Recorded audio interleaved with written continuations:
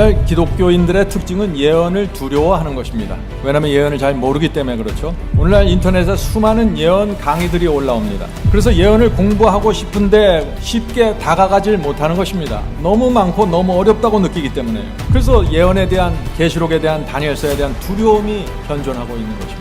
자, 그래서 이런 상황에서 제가 여러분에게 질문 드리고 싶습니다. 기독교 전체에서 예언에 대한 해석이 몇 가지일까요? 하는 질문입니다. 이 질문이 정말 중요합니다. 놀라운 것은요, 기독교 전체에서 예언 해석은 오직 두 가지입니다. 수많은 예언 설교들이 날마다 인터넷에, 유튜브에 올라오는 것 같지만 사실은 해석적인 면에서 볼 때는 두 가지밖에 없다는 것입니다. 둘밖에 없기 때문에 오히려 진리를 찾는 일이 쉽습니다.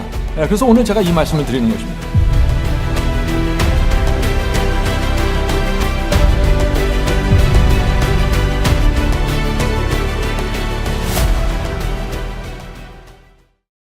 비밀 휴거와 세대주의 종말론에 대한 시리즈 강의가 유튜브에 준비되어 있습니다.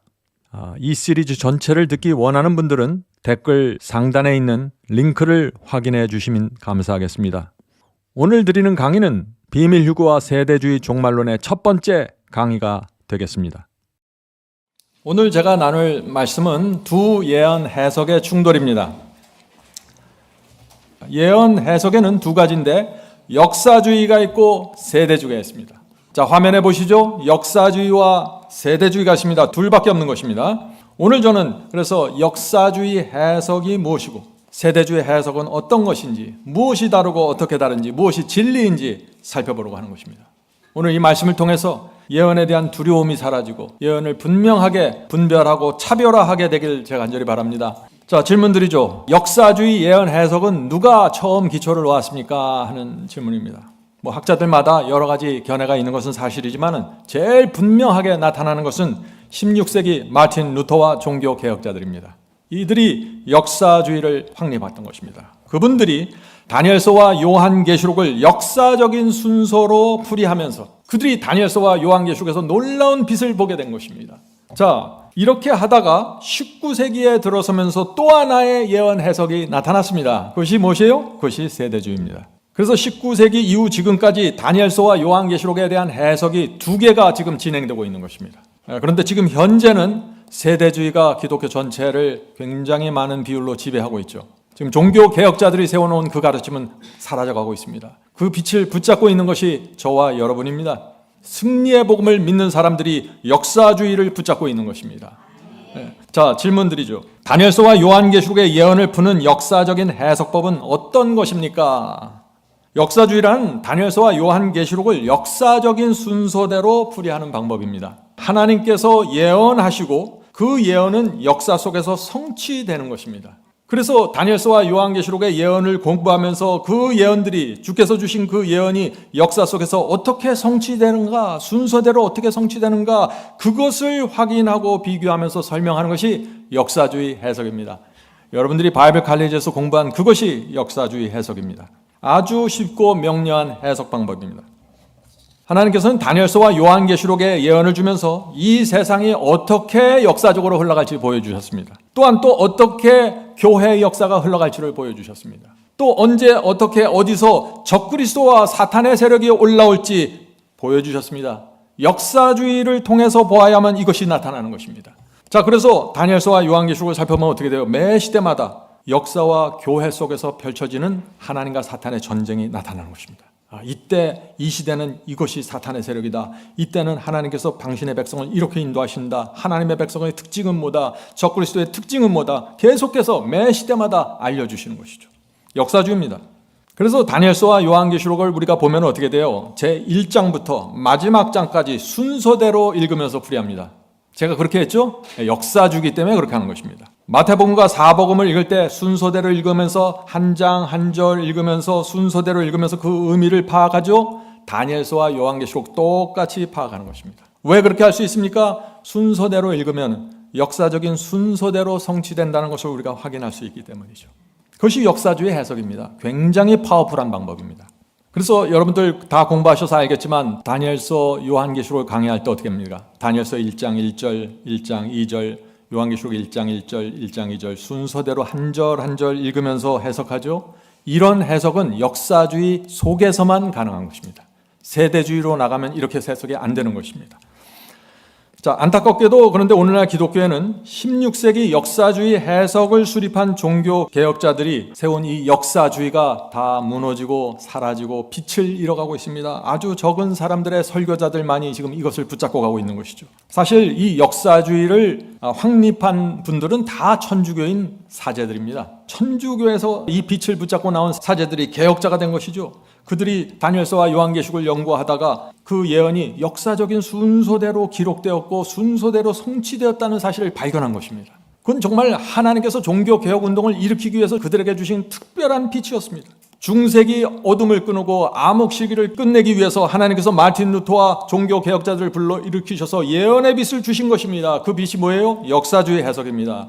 믿음으로 말미암는 의의 기별로 종교개혁운동이 일어난 것도 사실이지만 그것보다 더 강력한 폭발력을 가졌던 것은 예언 해석법이었습니다. 종교개혁자들이 어떻게 했어요? 다니엘서에서 여러 제국들이 일어나는 역사적 순서를 발견했습니다.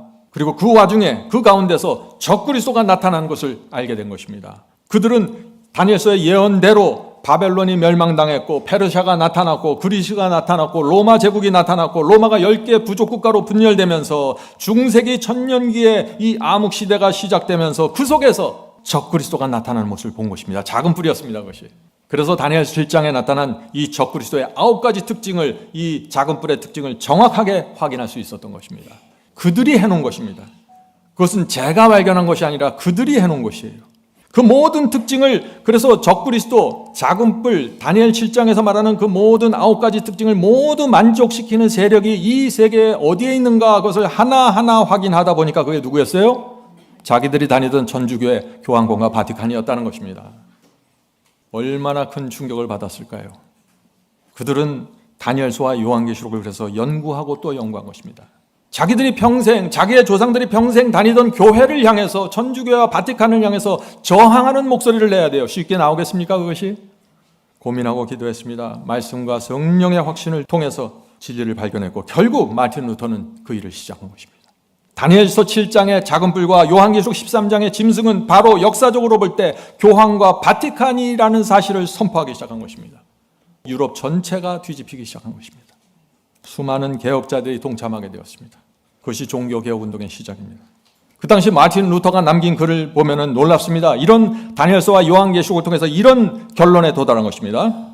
바울이 데살로니가 후서 2장 3절과 4절에 하나님이나 숭배함을 받은 자위에 뛰어나 자존하여 하나님의 성전에 앉아 자기를 보여 하나님이라 하느니라. 고 기록하였던 그 존재가 여기에 있다. 그 존재가 이 천주교와 교황에 있다는 것입니다. 루터는 바울이 데살로니가 후서에서 말한 이 적그리스도를 중세기 역사 속에 나오는 교황과 연결시킨 것입니다. 역사주의 해석으로 연결시킨 것입니다.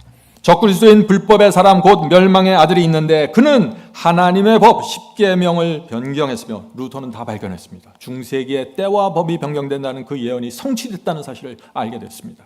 하나님의 계명 위에 자신이 만든 계명을 높였다. 교황권이 그렇게 했다는 것이죠. 둘째 계명과 넷째 계명, 10계명의 둘째 계명과 넷째 계명을 무너뜨린 사실을 예언 속에서 확인하고 역사 속에서 확인한 것입니다. 우리는 여기서 교황이 진짜 적그리스도의 권좌에 앉아 있다는 사실을 확신하는 바이다. 성도 여러분, 마틴 루터가 어떻게 이런 결론에 도달하게 되었습니까? 역사주의로 다니엘서와 요한계시록을 해석했기 때문입니다. 저와 여러분이 그 해석을 붙잡고 있는 것입니다. 우리 속에 종교 개혁의 정신이 있어야 됩니다. 말씀에 집중하는 정신이 있어야 됩니다. 성령께서 말씀하시면 즉시 굴복하는 정신이 있어야 됩니다.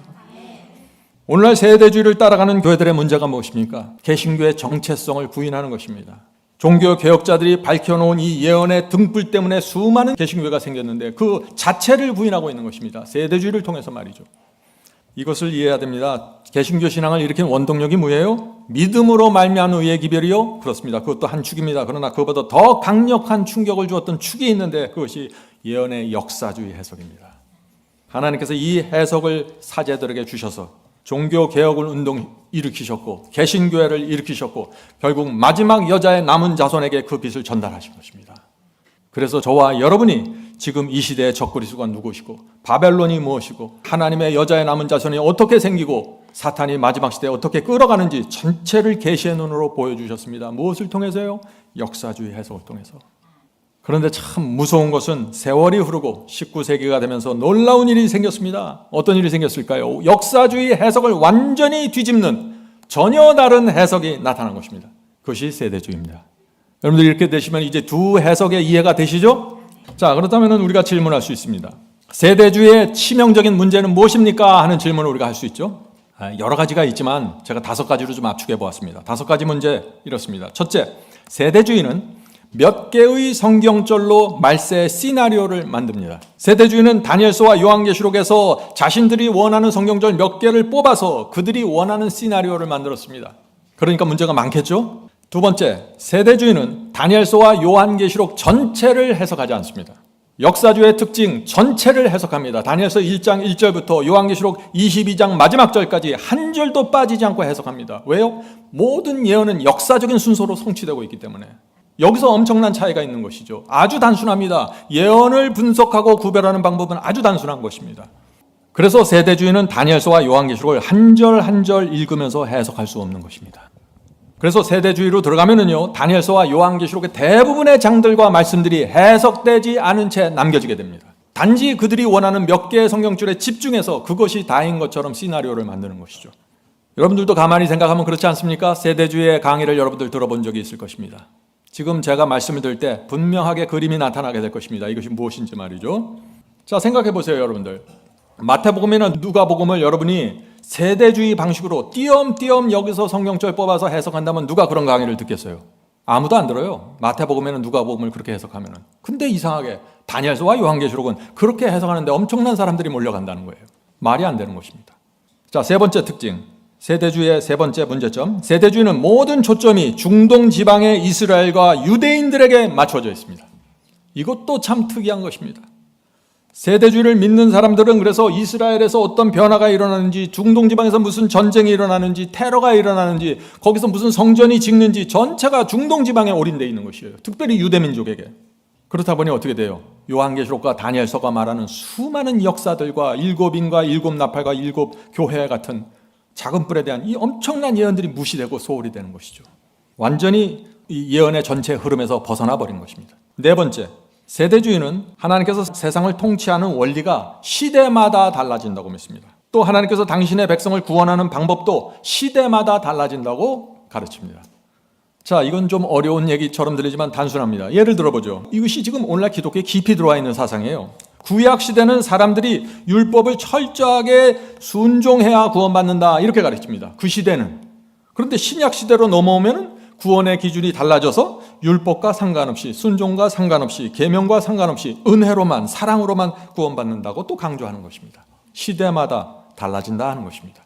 또 그렇습니다. 또 초대교회로부터 2000년 동안은 하나님께서 교회를 통해서, 기독교회를 통해서 사람을 구원하지만 말세가 되면, 시대가 달라지면 교회의 역할은 끝나고 거기서부터는 그 역할이 유대인들에게 넘어간다고 가르치는 것입니다.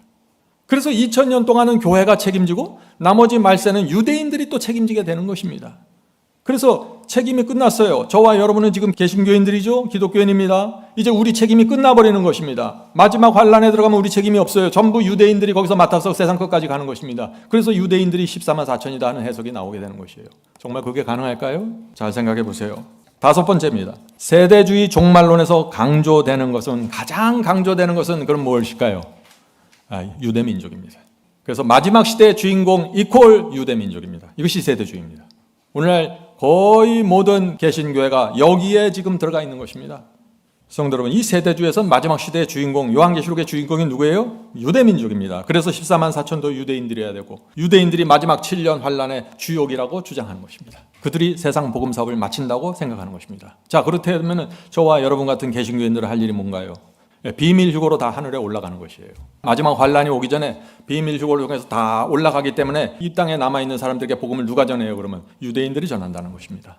이것이 세대주의입니다. 참 이상하죠?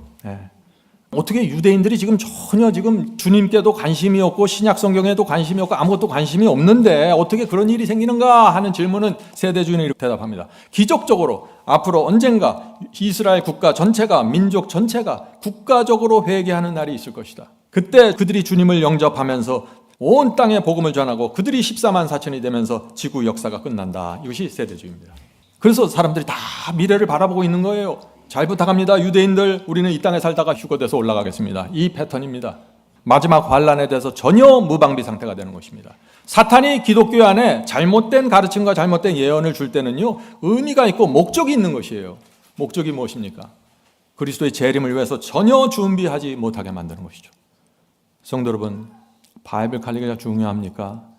정말 중요합니다. 소홀히 여기면 안 됩니다. 이것이 우리가 보존해야 될 역사주의 해석입니다. 그래서 세대주의 예언 해석을 보면은요, 비어있는 공간들이 굉장히 많습니다. 왜? 띄엄띄엄 해석하기 때문이죠.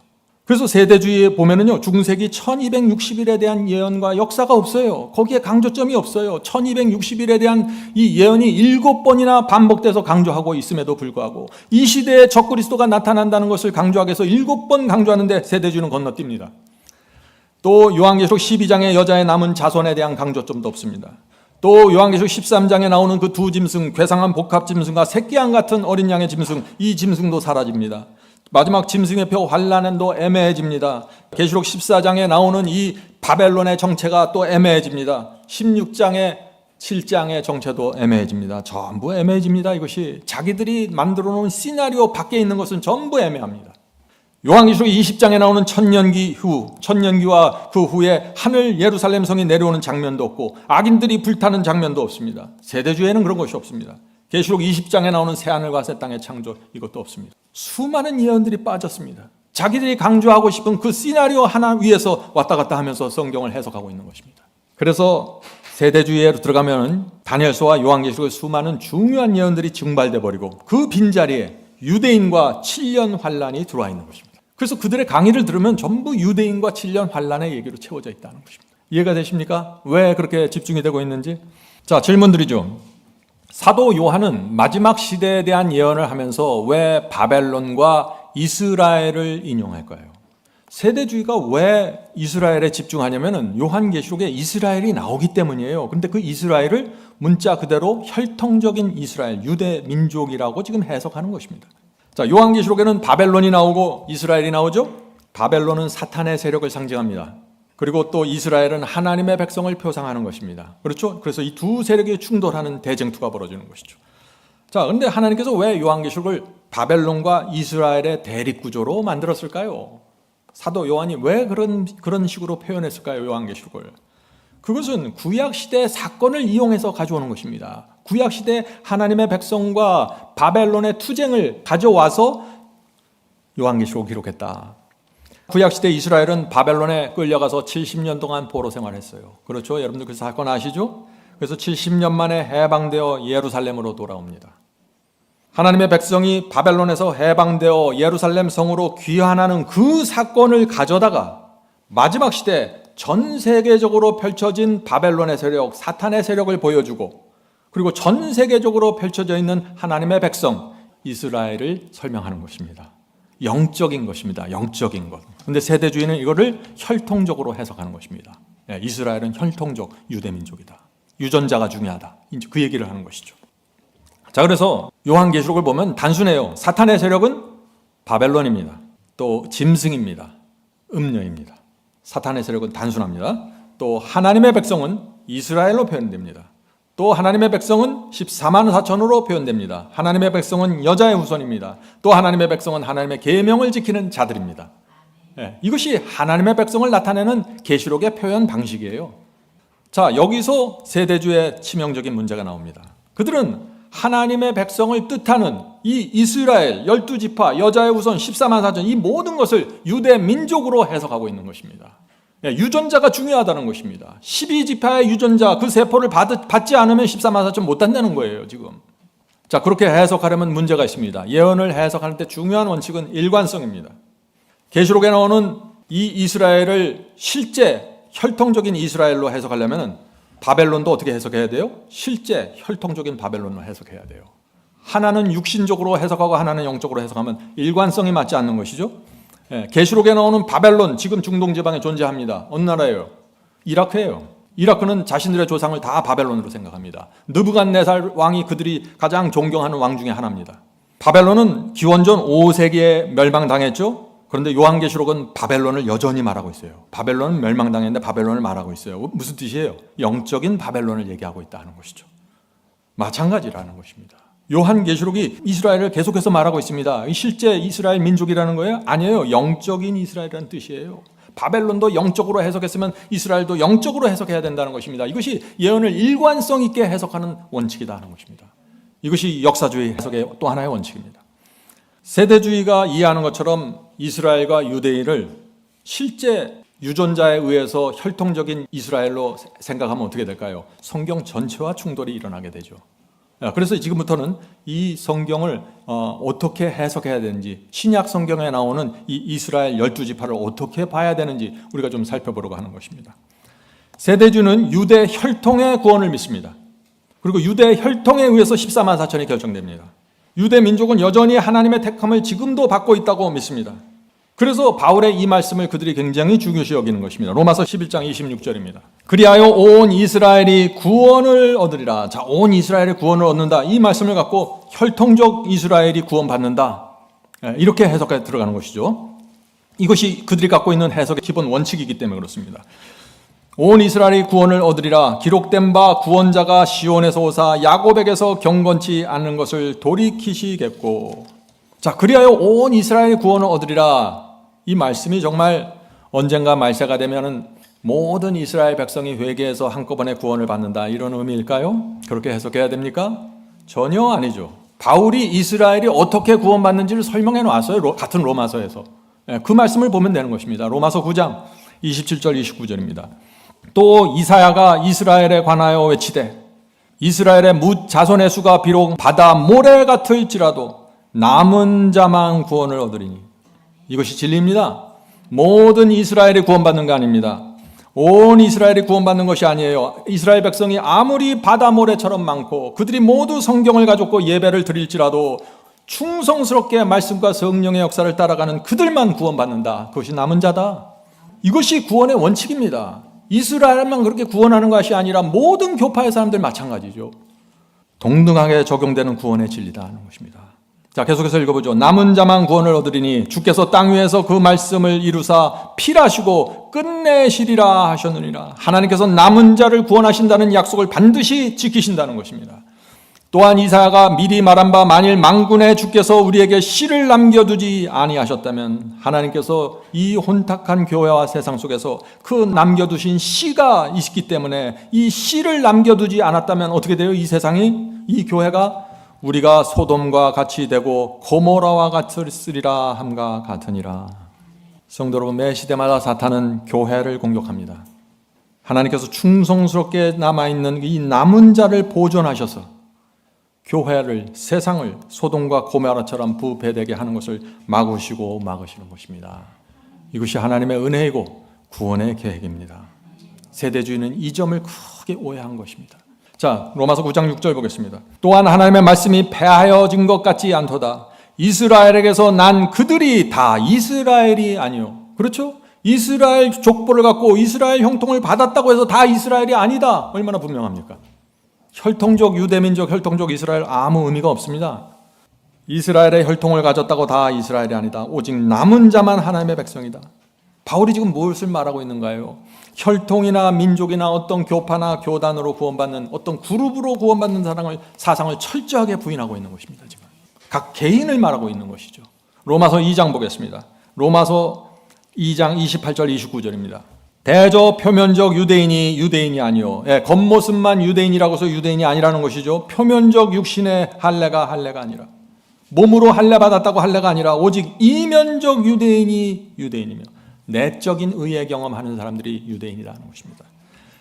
이면적 유대인이 유대인이며 할례는 마음에 할지니. 누가 구원받습니까? 마음에 할례 받은 자들입니다. 다시 말해서 마음에서 죄와 세속이 떨어져 나가는 의의 경험, 이것에 의해서 구원이 결정돼 버린다. 혈통도 아니고 민족도 아니다. 지금 이 로마 교회, 갈라디아 교회 계속해서 이것을 강조하는 것입니다. 왜냐하면 그 초대교회 안에 유대인들과 이방인들이 섞여 있었어요. 그래서 서로 경쟁하고 서로 시기하고 서로 문제를 갖는 것입니다. 그래서 혈통 다 필요 없어. 오직 하나 내적인 의의 경험이다. 이 말씀을 지금 하고 계신 것이죠. 유대인들이 바로 이 의의 경험이 없었기 때문에 하나님께서 그들을 선택하시고 그들에게 성경을 기록하셨음에도 불구하고 멸망당해버린 것입니다. 세대주의 문제가 무엇입니까? 구원을 혈통과 민족에 맞추어버린 것입니다. 분명하지 않습니까? 참 이상해요. 그런데 어떻게 그 많은 사람들이 세대주의를 따라가고 있는지 정말 이해할 수 없는 신비입니다. 로마서 9장 보겠습니다. 로마서 9장에서 또 구원을 어떻게 얘기하는지. 로마서 9장 30절 32절입니다. 그런즉 우리가 무슨 말하리요? 의를 쫓지 아니한 이방인들이 의를 얻었으니 곧 믿음에서 난 의요. 이방인들은 의를 쫓아가지 않았어요. 우상 숭배를 하던 사람들입니다. 그런데 초대교회에서 사도들에 의해서 복음이 전파되면서 이들이 그 복음을 받아들였고 의를 얻게 되었다. 믿음으로 의를 얻게 되었다. 믿기만 하면 의인가요? 아니죠. 초대교회에 받은 이 우상 숭배자들이 기독교로 개종을 하면서 그들이 섬기던 우상을 버리고 계명대로 순종하면서 세상을 버리고 그 핍박과 환란이 심한 1세기 로마 황제의 그 치하 속에서 놀라운 결정을 하면서 기독교회로 들어온 것입니다. 그들이 의롭게 됐다 하는 것입니다. 그러나 의를 쫓아간 구약시대 이스라엘 백성들은 의를 쫓는다고 말했습니다. 날마다.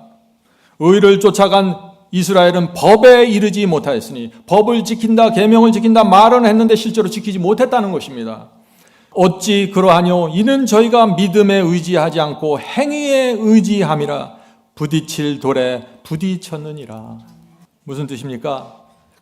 이방인들은 주님을 믿었고 주께서 말씀하신 그대로 세상을 버리고 순종했습니다. 온갖 핍박과 환난 속에서 주님을 따랐습니다. 의를 이뤘습니다.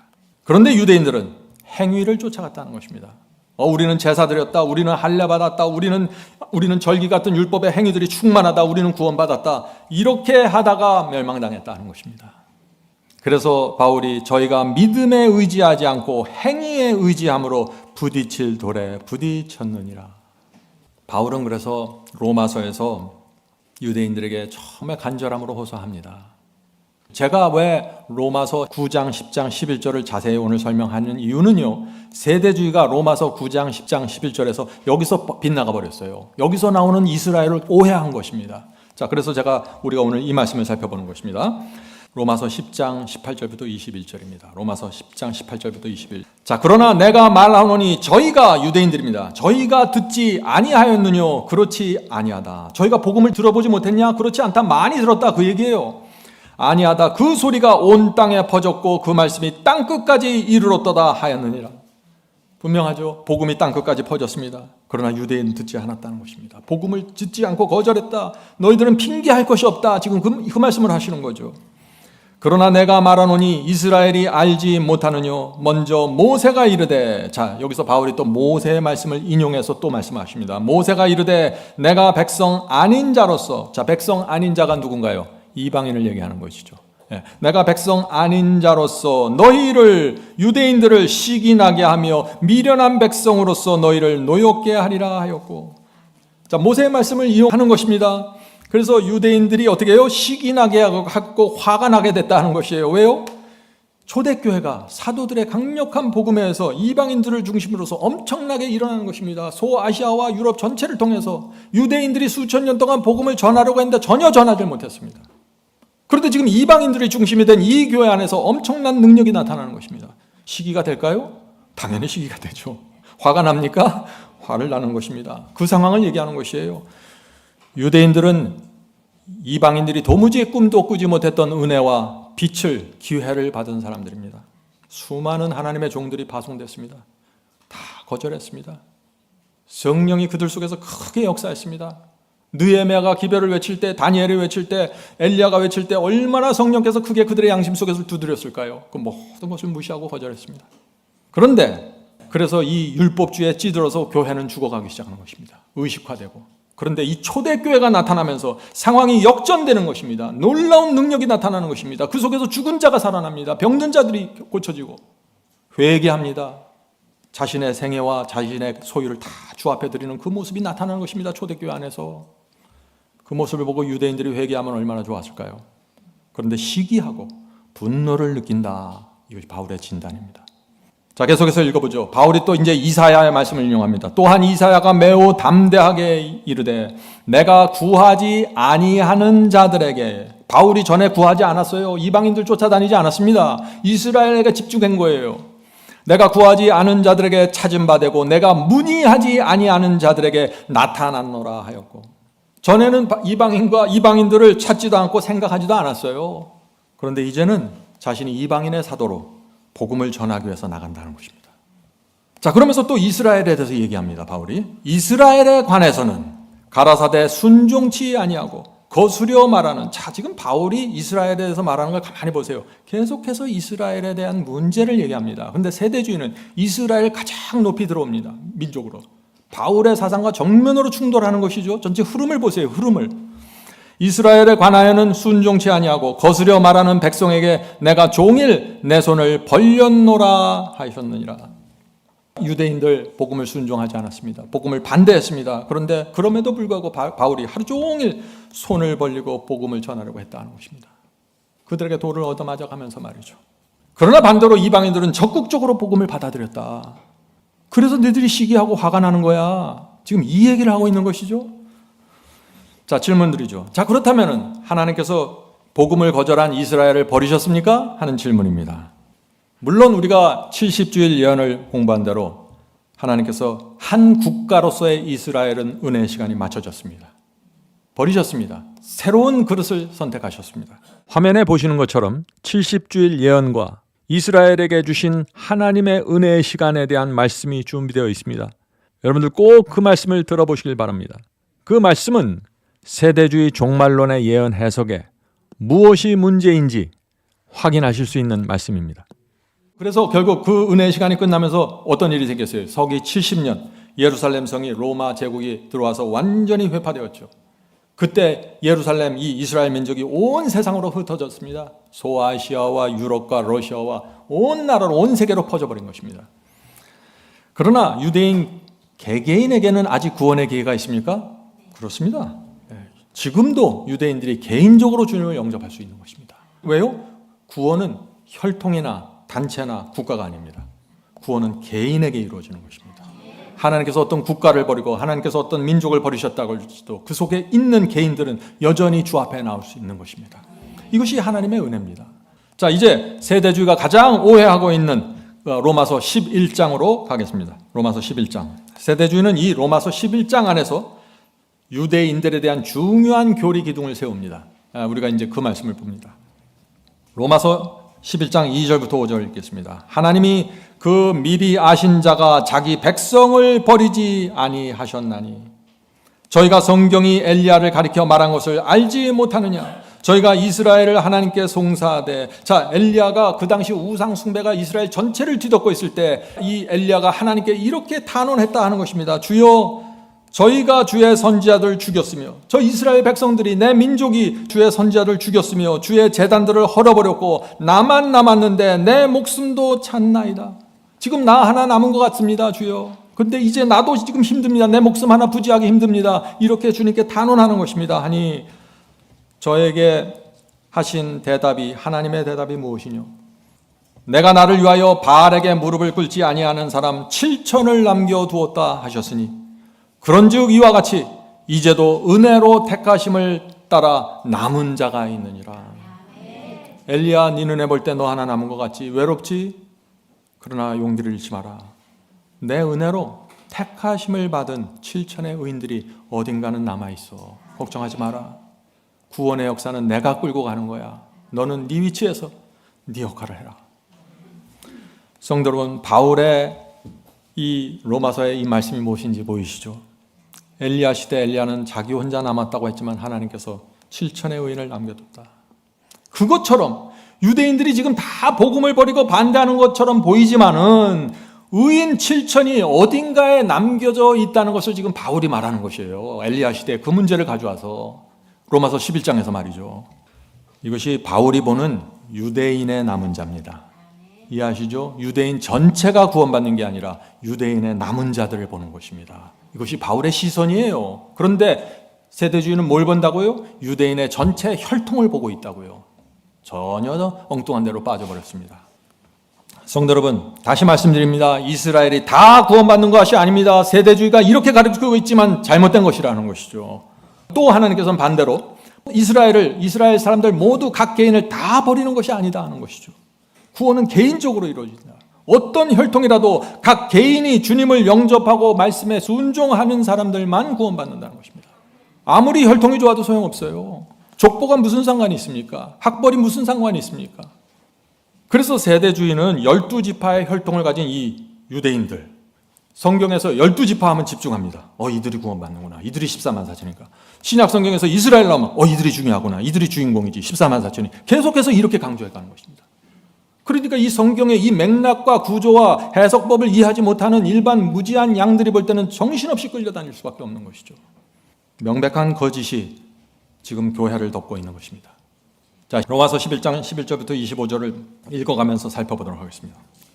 저희의 넘어짐으로 구원이 이방인에게 이르러 이스라엘로 시기 나게 함은. 자, 지금 이 바울은 계속 시기, 질투, 화 이런 표현을 써요.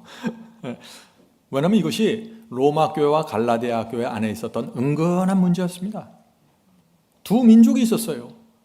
유대인과 이방인이었습니다. 이들은 백그라운드도 다르고 교육도 다르고 정서도 다른 사람들이었어요. 이들이 들어와서 서로를 이해하지 못하는 것이에요. 유대인들은 잘난 척하고 이방인들은 너희가 뭐냐, 하나님께서 너를 버렸는데 우리가 지금 이 교회를 지배하고 있다. 이 두 정서가 충돌하는 것입니다. 그래서 이 바울이 하나님의 말씀으로 이 문제를 풀어가는 것입니다. 지금 유대인은 어떤 위치에 있어야 되고 이방인은 어떤 위치에 있어야 되는지 그것을 지금 말하고 있는 것이에요.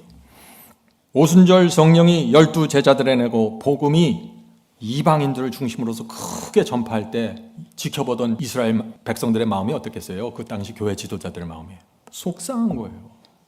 이방인들은 개 취급하면서 수천 년 동안 살아왔는데 하나님께서 그들 속에서 역사하는 것처럼 지금 보이는 거예요. 자, 계속 13절 읽겠습니다. 내가 이방인인 너희에게 말하노라. 내가 이방인의 사도인 만큼 내 직분을 영광스럽게 여기노니 이는 곧 내 혈육, 내 고륙을, 내 혈통, 내 민족, 유대민족을 말하는 것이죠. 바울의 혈통, 바울의 민족을 아무쪼록 시기케 하여 저희 중에 얼마를 구원하려 합니다. 표현이 참 재미있죠. 하나님께서 유대인들을 시기하게 만들었어요. 시기라도 해라 이거예요. 정신없이 잠자고 뜨뜻미지근하지 말고 시기라도 해서 깨어나라는 것입니다. 지금 표현을 그렇게 하는 거예요. 그래서 그것을 보고 시기라도 하는 사람들의 마음을 흔들어서 진리가 무엇인지 보여주겠다는 것입니다. 유대인들이 시기하지만 하나님께서 그 시기를 통해서 얼마간의 유대인들을 구원하셨다. 그래서 초대교회 이 오순절 성령을 받는데 복음을 전했을 때 많은 제사장들이 나오는 모습이 보이죠. 많은 유대인들이 빠져나와서 초대교회에 합류하는 역사가 이루어진 것입니다.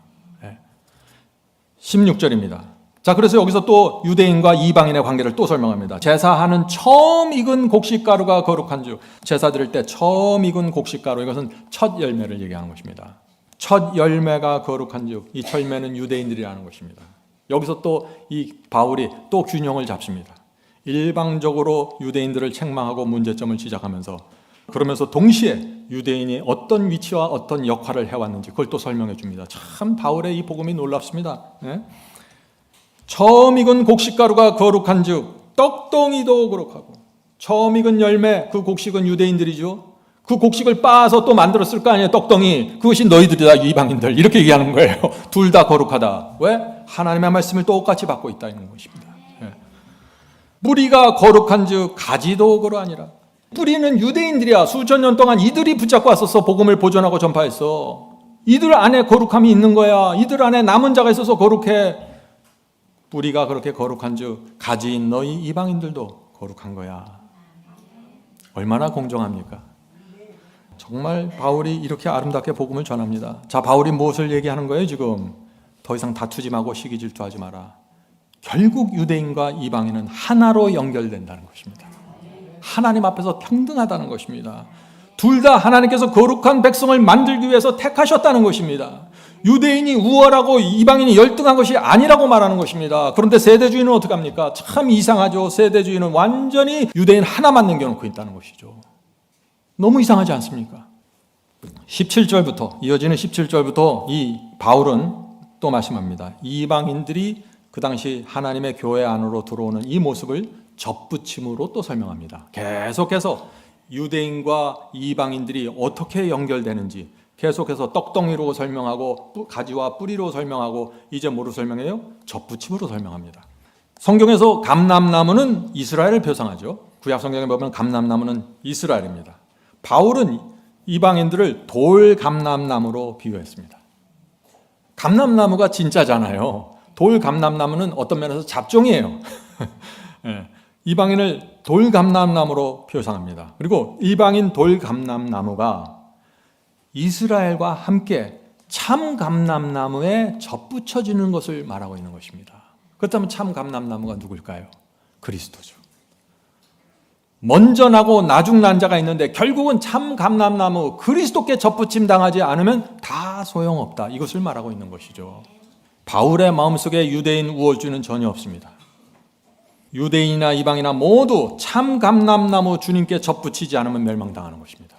그리스도의 진리와 그리스도의 길과 그리스도의 생명, 나는 길이요 진리요 생명이니 이 세 가지를 받는 사람들이 접붙임 당하는 것입니다. 17절 보겠습니다. 로마서 11장 17절.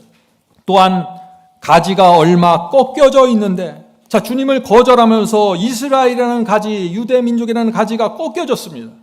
가지가 꺾여졌는데 돌감람나무인 내가, 돌감람나무 누구요? 이방인이 그들 중에 접붙임되어 참 감람나무 뿌리의 진액을 함께 받은 자가 되었은지. 성도 여러분 이해되시죠? 네, 이방인인 돌감람나무가 이스라엘과 함께 참 감람나무인 주님께 접붙여졌다는 것입니다. 더 이상 싸우지 말고 시기하지 말고 질투하지 마라. 우리는 하나다. 복음으로 하나가 됐다. 그래서 그리스도 안에 있는 자는 다 누구나 아브라함의 자손이다. 이렇게 말하는 것입니다. 예. 자, 그래서 뿌리로부터 올라오는 진리의 진액을 유대인만 먹는 것이 아니라 이방인도 같이 먹고 있다는 것이에요. 그래서 이방인들에게 또 얘기합니다. 참 바울이 참 그래요. 유대인을 책망하다가 둘 다 똑같은 입장에서 자양분을 먹고 있다고 하다가 또 이제는 이방인에게 그렇다고 자만하지 마, 교만하지 마 이렇게 얘기하는 거예요. 그것이 18절입니다. 그 가지들을 향하여 자긍하지 말라. 잘난 척하지 말라. 자긍할지라도 내가 뿌리를 보존하는 것이 아니요 뿌리가 너를 보존하는 것이니라. 성도 여러분, 이방이나 유대인이나 우리 모두 공로가 없습니다.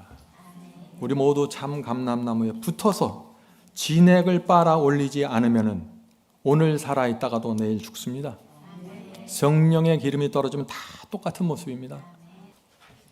자, 19절 보죠. 그러면 내 말이 가지들이 꺾이운 것은 나로 접붙임을 받게 하려 함이라 하리니. 자, 유대인들이 복음을 거절하고 꺾이었기 때문에 그 빈 공간으로 이방인들이 와서 접붙임 받게 된 거 아니냐. 유대인들에게 고마워하라. 20절. 옳도다 저희는 믿지 않으므로 꺾이우고 옳도다 유대인들은 믿지 않았기 때문에 꺾이었다. 하나님께 버림을 받았다. 저 민족이. 너는 이방인은 믿음으로 섰느니라. 높은 마음을 품지 말고 도리어 두려워하라.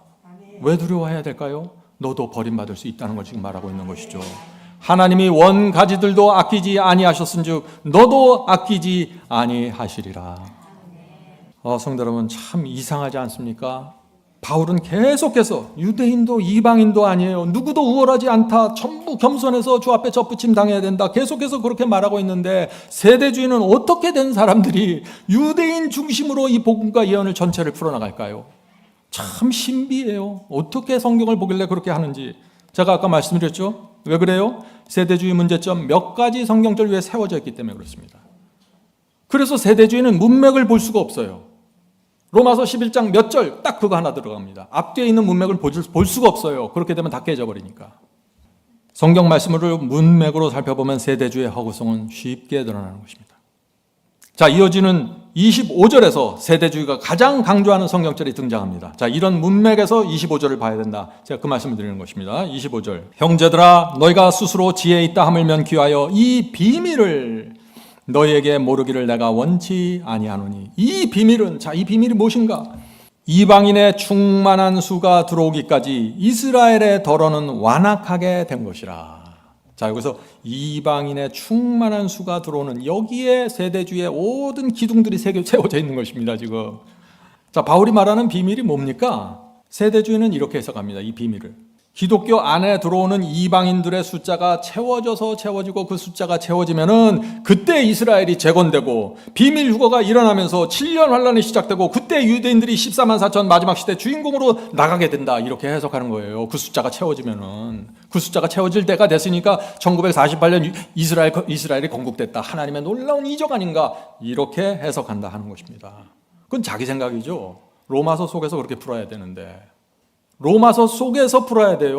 요한계시록 속에서 풀어야 돼요. 신문 기사를 갖고 거꾸로 들어가는 거예요, 지금. 백과사전을 갖고 거꾸로 들어가는 거예요. 역사주의하고 세대주의 차이점이 이겁니다. 역사주의는 예언을 해석하면서 사건들을 가져옵니다. 그 예언에 합당한 사건들을 가져와요. 세대주의는 사건을 먼저 가져오고 거기에 맞춰서 성경절을 풀어갑니다. 순서가 바꾸는 거죠. 예, 전혀 다른 것입니다, 이것은. 세대주의는 구약 성경에 나오는 이스라엘이 70년 포로 생활을 끝내고 예루살렘으로 돌아간다는 여러 선지자들의 그 예언이 있죠. 70년이 끝나면 다시 예루살렘으로 돌아가게 된다. 그 이스라엘 백성에게 희망을 주는 그 예언을 하나님께서 주셨어요. 그런 모든 말씀들을 이용해서 1948년 이스라엘 건국을 설명하는 것입니다. 그게 정말 그렇게 해석해야 맞아요? 그럴 수가 없는 거죠. 이미 그 예언은 수천 년 전에 성취되었잖아요. 70년 만에 포로 생활을 끝내고 이 이스라엘 백성들이 자기 나라로 돌아갔잖아요. 그때 다 성취가 된 거예요. 구약시대 때. 근데 그걸 가져와서 1948년에 적용하고 있으니 답답하다는 얘기입니다. 그 예언을 보면 어떻게 돼요? 이스라엘이 바벨론에서 나와서 돌아가서 그 사막에 물이 흐르게 되고 풀이 나고 열매가 무성하다. 네? 그래서 이스라엘이 재건된다. 이제 그 구약 성경에 나오는 선지자들의 그 말씀을 하는 거거든요. 그게 구약 시대 성취되었습니까? 성취됐잖아요. 예루살렘 성이 중건되면서 다 성취됐잖아요. 그 사막 속에 이스라엘이 다시 이스라엘 국가를 만들었잖아요. 근데 그걸 가져와서 지금 적용하면서 저기 이스라엘 봐라. 사막이 많았는데 거기 도로를 놓고 물길을 내고 수도를 놔서 아주 농사 잘 짓고 번창하고 있냐. 예언이 성취되었다. 1948년이다. 이렇게 해석한다 하는 것입니다. 똑같은 예언을 2번 적용하는 것이죠. 잘못됐다는 것입니다. 자, 다시 한번 좀 읽어보죠. 25절입니다. 이 비밀은 이방인의 충만한 숫자가 들어오기까지. 자, 이방인들이 어디로 들어오는 거예요, 지금? 초대교회로 들어오는 거예요. 이방인들이 초대교회로 이제 우상을 버리고 들어오는 거잖아요. 충만한 숫자들이, 많은 사람들이 지금 초대교회로 들어오고 있다. 지금 바울이 그걸 말하고 있잖아요. 앞에서 쭉 설명하는 맥락을 보시라고. 충만한 수가 들어오기까지 이스라엘의 덜어는 완악하게 된 것이라. 무슨 얘기예요? 바울이 뭘 얘기하고 있습니까? 이방인들은 지금 복음을 받아들이고 지금 초대교회 안으로 충만하게 물밀듯이 들어오고 있어요. 그런데 이스라엘은 완악하다 하는 것입니다. 계속해서 거절하고 계속해서 반대한다는 거예요. 성도 여러분, 실제 그렇지 않습니까? 초대교회가 수백 년 동안 놀랍게 성장했습니다. 유대인 중심이 아니에요. 이방인들 중심으로 그렇게 성장한 것이에요. 그 속에 유대인들이 껴 있었던 것이죠. 그런 와중에 유대인들이 어떤 이들이 복음을 받아들이고 들어왔어요. 그러나 어떤 이들은 완악하게 거절했다. 그 말씀을 하는 거죠. 이 말씀이. 이방인의 충만한 숫자가 들어오기까지 그렇게 들어오고 있는데 이스라엘의 덜어는 완악하게 되었다. 그 하나님의 놀라운 역사를 보면서 완악하게 거절하고 있다. 그 말씀을 하는 것이죠. 바울이 뭘 얘기하냐면은 초대교회 안에서 이스라엘이 다 복음을 번역하는 것 같지만은 실제로 초대교회 안에서 이방인, 다수의 이방인들과 소수의 유대인들이 계속해서 연합하는 놀라운 신비가 이루어졌다는 것입니다. 그것을 비밀이라고 말하는 것입니다. 이해가 되시나요? 참 감람나무와 돌 감람나무의 연합이 이루어진다. 원뿌리와 가지의 연합이 이루어지고 있다. 지난 구약시대 수천 년 동안 그렇게 불가능하게 보였던 그것이, 그 비밀이 지금 신약시대에 들어오면서 복음이 전파되면서 초대교회 안에 이루어지고 있다. 하나님께서 지금 역사하신 것이다. 그것을 지금 로마서가 말하고 있다는 것입니다. 바울은 그것을 비밀이라고 말한다. 비밀이 무엇입니까? 제가 다시 질문드리죠. 비밀이 무엇입니까? 이방인들은 충만하게 복음을 받고 지금 하나님께서 세우신 교회로 들어오는데 유대인들은 왜 이렇게 완악한가? 이상하다, 너무나 이상하다. 이 얘기를 하고 있는 거예요. 자, 질문드리죠. 바울은 이방인의 충만한 숫자가 들어온다고 했는데 어디로 들어오는 것입니까? 어디로? 교회로요. 예, 여러분들 정확하게 이제 대답하시네요. 교회로 들어오는 것입니다. 이방인들을 중심으로 세워진 교회로 들어오는 것입니다. 그런데 이 바울은 이 교회를 뭐라고 불러요? 이스라엘이라고 부른다는 것입니다. 자, 로마서 11장 25절 26절을 이제 계속해서 보면 여러분들 그림이 보입니다. 이 비밀은 이방인의 충만한 숫자가 들어오기까지 교회로 충만하게 들어오는데 이스라엘의 더러는 완악하게 된 것이라. 그리하여 온 이스라엘이 구원을 받으리라. 그렇다면 이 이스라엘이 뭐 유대민족이에요? 뭐예요? 교회죠. 이방인과 유대인들이, 회개하고 돌아온 유대인들이 연합해서 이루어진 이 초대교회를 이스라엘이라고 부르고 있다 하는 것입니다. 이것을 세대주의가 어떻게 해석해요? 혈통적 이스라엘, 저 중동 지방에 있는 그 유전자를 가져야 된다, 이렇게 해석을 하고 있는 거예요. 정말 이상합니다. 이 똑똑한 사람들이 많은데 전혀 문맥하고 맞지 않는 해석이 이렇게 온 세상을 진동하고 있어요. 바울이 말한 이 온 이스라엘은 유대민족이 아니라 진리를 받아들인 유대인과 이방인들이 함께 모여서 예배드린 교회를 말하는 것입니다. 이것이 성경의 사상입니다. 자, 신약성경 볼까요? 신약성경 다른 데도 그럼 이렇게 표현되어야 될 거 아니에요. 그렇죠? 신약성경 다른 것을 보겠습니다. 야고보서 1장 1절입니다. 야고보서 1장 1절. 이 중요한 성경절입니다. 하나님과 주 예수 그리스도의 종 야고보는 흩어져 있는 12지파에게 문안하노라. 야고보서가 뭐예요? 소아시아에 흩어져 있는 초대교회에게 보내는 편지서예요. 근데 편지서에 교회들에게 보내면서 흩어져 있는 12지파라고 표현한 거예요. 그들은 다 대부분 이방인들이었어요. 이방인들에게 12지파, 흩어져 있는 12지파. 왜요? 로마서의 사상과 똑같은 것이에요. 이방인과 유대인이 협력해서 합치된 그 교회를 이스라엘이라고 부르는 사상입니다. 이스라엘 이퀄 12지파예요. 그거 이퀄 뭐예요? 교회입니다. 다르게 해석할 수가 없어요. 유대인들의 12지파 말하는 거 전혀 아닙니다. 흩어져 있는 교회들의 무슨 12지파가 거기 있겠어요? 구약시대 12지파가 거기 왜 들어가 있어요? 이런 것들이 사도들의 사상이라. 그 시대 1세기에 사역했던 모든 제자들과 사도들이 이 사상을 갖고 글을 썼다는 것입니다. 요한계시록도 마찬가지라는 것이죠. 십자가 이후 신약시대 이스라엘은 유대민족이 아니라 교회를 뜻하는 것입니다. 자, 그러면 이제 이런 관점에서 계시록으로 들어가면 다 풀립니다. 계시록 7장 4절 보겠습니다. 내가 입맞은 자의 수를 들으니 이스라엘 자손의 각 지파 중에서 입맞은 자들이 14만 4천이니. 자, 여기서 이제 세대주의가 이걸 가져와서 뭐라 그래요? 자, 여기 12지파 나오네. 12지파 나오죠? 예, 입맞은 자들이 14만 4천입니다. 유대민족이 14만 4천입니다. 유대민족 아닌 사람들은 다 내려놓으세요. 걱정하지 마세요. 여러분들은 비밀고로 먼저 올라가니까. 이렇게 해석한다 하는 것입니다. 자, 질문 드리죠. 그러면 계시록 7장에 나온 이스라엘의 12지파가 누구입니까? 교회입니까? 아니면 지금 중동 지방에 있는 혈통적 유대민족입니까? 예, 교회이죠. 이제 여러분들이 분명하게 대답하시죠? 예. 신약시대의 이스라엘, 신약시대의 12지파라는 표현은 하나님께서 사도들을 통해서 세우신 교회를 말하는 것입니다. 그래서 전 세계 교회들 속에서, 전 세계 교회들 속에서 하나님께서 말씀과 성령을 통해서 14만 4천을 부르시고 양육하시는 것입니다. 지금 이 시대에 그 역사가 이루어지고 있는 것입니다. 성도 여러분, 제가 이 말씀에 대해서는 자세한 강의를 했습니다. 14만 4천 누구이고 언제 어떻게 나타나는지 그 강의 여러분들 꼭 들어보시기 바랍니다. 다시 말씀드립니다. 14만 4천은 혈통이나 생물학적 유전자로 결정되지 않습니다. 피부 속에 베리칩 넣는다고 해서 14만 4천 되는 거 아닙니다. 14만 4천은 신앙과 성품으로 결정됩니다. 네.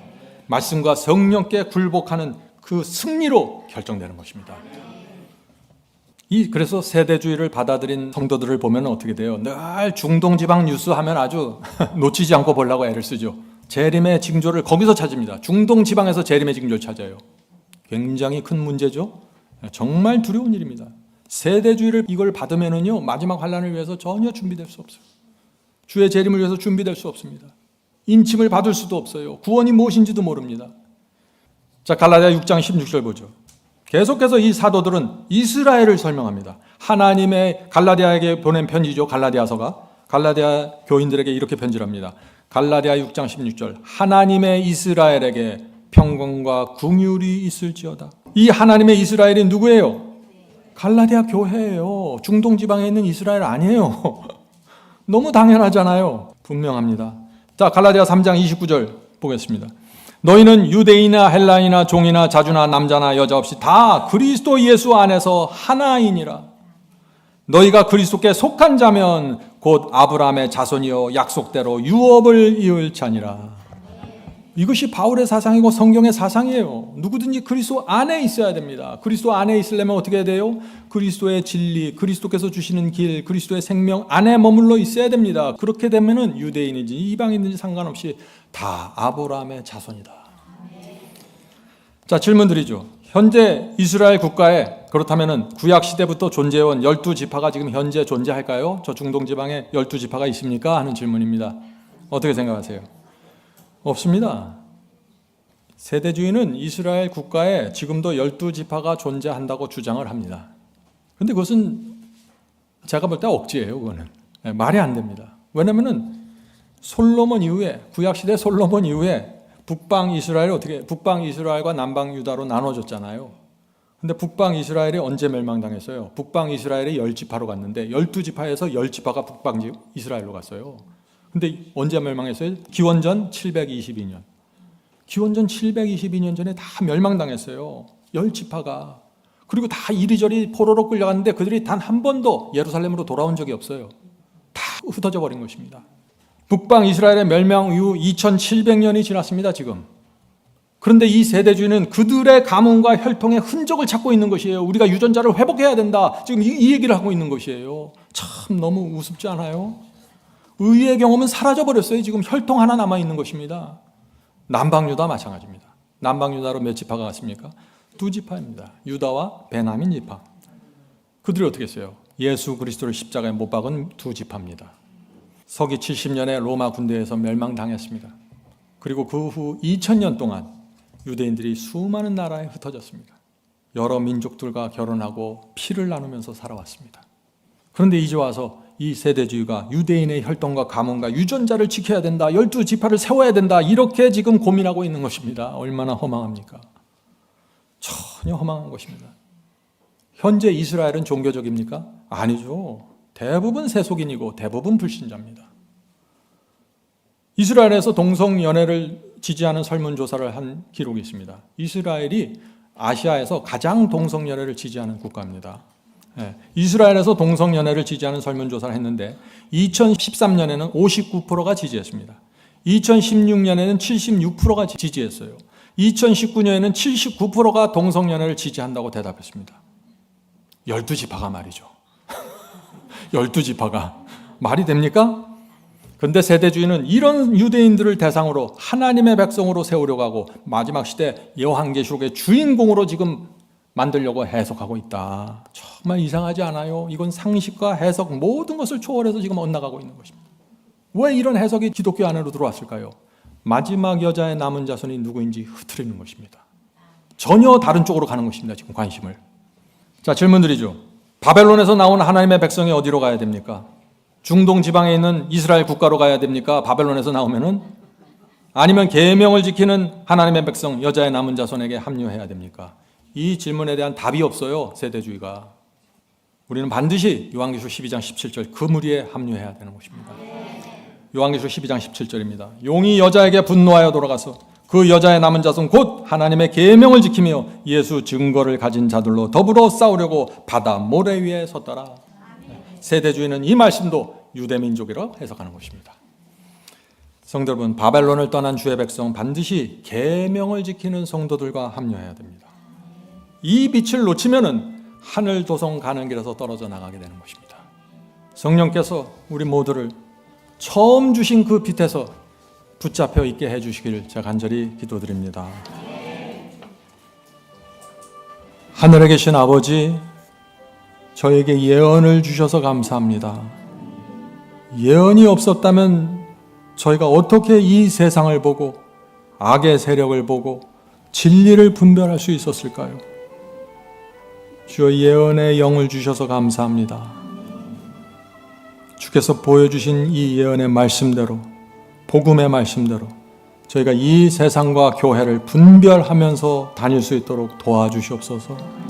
저희 가운데 늘 하나님의 말씀과 성령 앞에 부복하는 심령을 허락해 주시고 주께서 주시는 그 심령을 갖고 저희 남은 생에 살아갈 수 있도록 도와주시옵소서.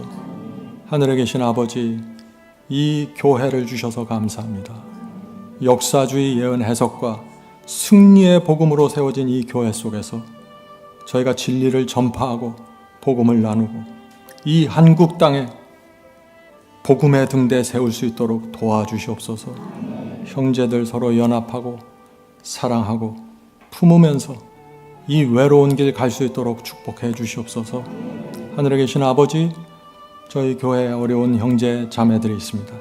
주여 불쌍히 보시고 위로해 주시옵소서. 또 필요한 것들을 공급해 주시옵소서. 이 모든 말씀 예수 그리스도의 이름으로 간절하게 기도드립니다. 아멘.